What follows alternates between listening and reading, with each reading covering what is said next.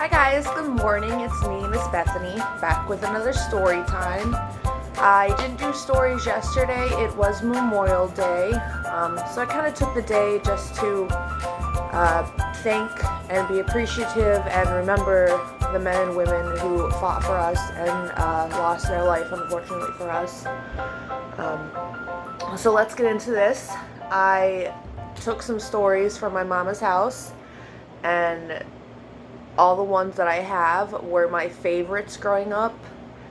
She read them to me all the time, so I figured I'd share them with you. So our first story is called The Roly-Poly Spider, and our second story is called The Caterpillar and the Polliwog. So let's read The Roly-Poly Spider.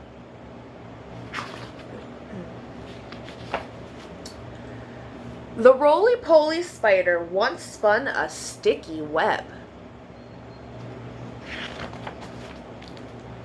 Spun a sticky chair, 2 couches, and a bed. "Come visit me," she cried. "I'm as lonely as can be." But the Roly-Poly Spider was hungry too. You'll see. The Roly-Poly Spider was casting out a line. She hooked a spotted beetle and reeled him in to dine. "Sorry," said the beetle. "I really shouldn't stay." But the Roly-Poly Spider drank beetle juice that day. The Roly-Poly Spider spun on the garden lane. She snagged a caterpillar and asked him, "What's your name?" He said, "My name is Lester. I'm as handsome as can be." Said the Roly-Poly Spider, "You look like lunch to me." The Roly-Poly Spider soon caught a bumblebee, but he was fighting mad, so she waited patiently. The more he fought, the more he stuck, the more she smiled with glee. And the Roly-Poly Spider had bee's knees with her tea. The Roly-Poly Spider set out a picnic treat. Up jumped a ladybug, who stopped to talk and eat. The time grew late. The treat was gone. She wanted to be fed. So the Roly-Poly Spider ate up her friend instead. The Roly-Poly Spider tossed out a silken thread. Missed a skeeter's wings and missed a sowbug's head. At last her sticky noose roped a great big fly. Said the Roly-Poly Spider, "You'll be my shoe-fly pie." The Roly-Poly Spider was starving for romance. Along came a millipede who asked her for a dance. "I'll teach you how to spin if you step into my web." But the Roly-Poly Spider spun him in her web instead. The Roly-Poly Spider went down a water spout. But after all she ate, she was too fat to come out. Stuck inside the middle, she was there to stay. Said the Roly-Poly Spider, "I ate too much today." The Roly-Poly Spider wriggled in the spout. She wiggled and she wobbled till she finally popped out. She looked up at the moon, and then she yawned and settled back. Said the Roly-Poly Spider, "I need a bedtime snack." The end. So that was the end of our first story. Our second story is The Caterpillar and the Polliwog. I'm going to apologize too. My ear is clogged. I woke up with it clogged this morning. So if I seem like I'm yelling, I just can't hear. The Caterpillar and the Polliwog.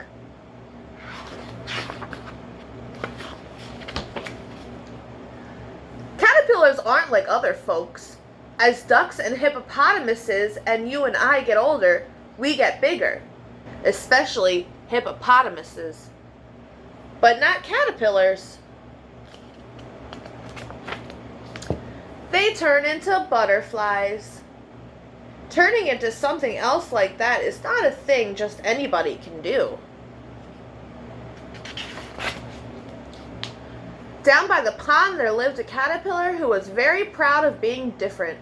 She bragged about it to her friends.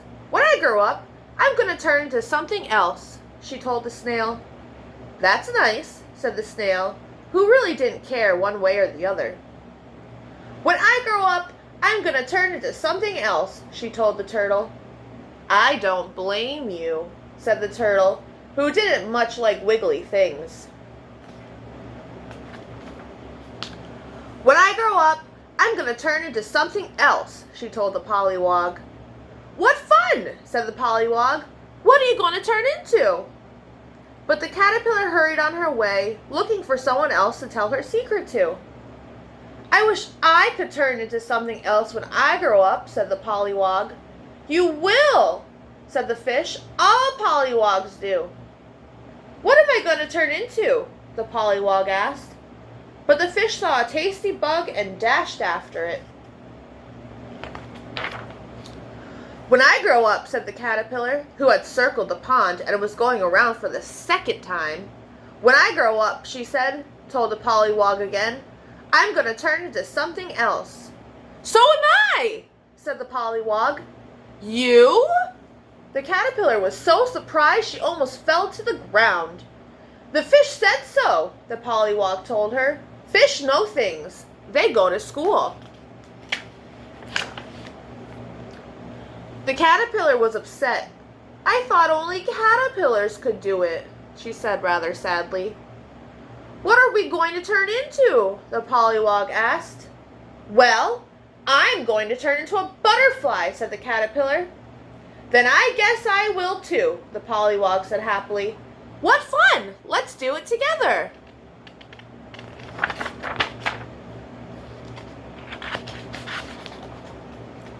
"All right," the caterpillar agreed, although she would rather have done it alone. "But I get to go first." The Polliwog didn't mind. He wasn't at all sure how it was done. "I'll watch you," he said. So when the time came, the caterpillar started to spin a cocoon. "This is the tricky part," she said.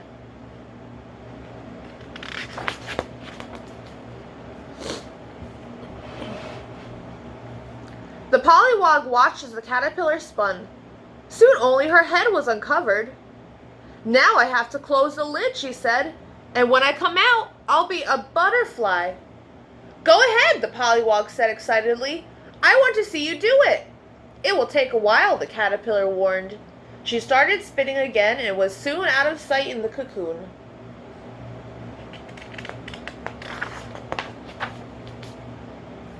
For a long time, nothing happened, but the Polliwog was patient. He watched and watched and watched. For days and days and days. At last there was activity in the cocoon. The end of it opened and very, very slowly, the caterpillar climbed out. Only she wasn't a caterpillar anymore. She was a butterfly, a beautiful yellow butterfly.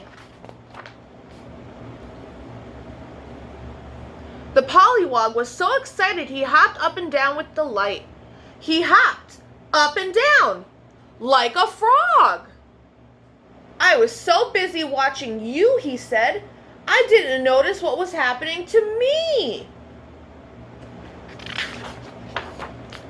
"You're a very handsome frog," the butterfly said, as she flew off to try her new wings. But the frog was puzzled. "I thought I was going to be a butterfly," he said. A caterpillar wiggled up. "When I grow up," he said proudly to the frog, "I'm going to turn into something else." But the frog wasn't listening. He was admiring his reflection in the water. "I am, you know, a very handsome frog," he said. The end. So that was two of some of my favorite stories from when I was young. I hope you guys enjoyed them as much as I do and did. So get outside today. It's supposed to be a beautiful day. It's supposed to be hot today like it was yesterday. Go get some ice cream. Go play in your pool, sprinklers. Go ride your bike. Go play with your dogs. Say I love you every day. Clean up your toys when you're done playing with them. And as always, you guys are kind, you are important, and you are very, very loved. Miss you guys.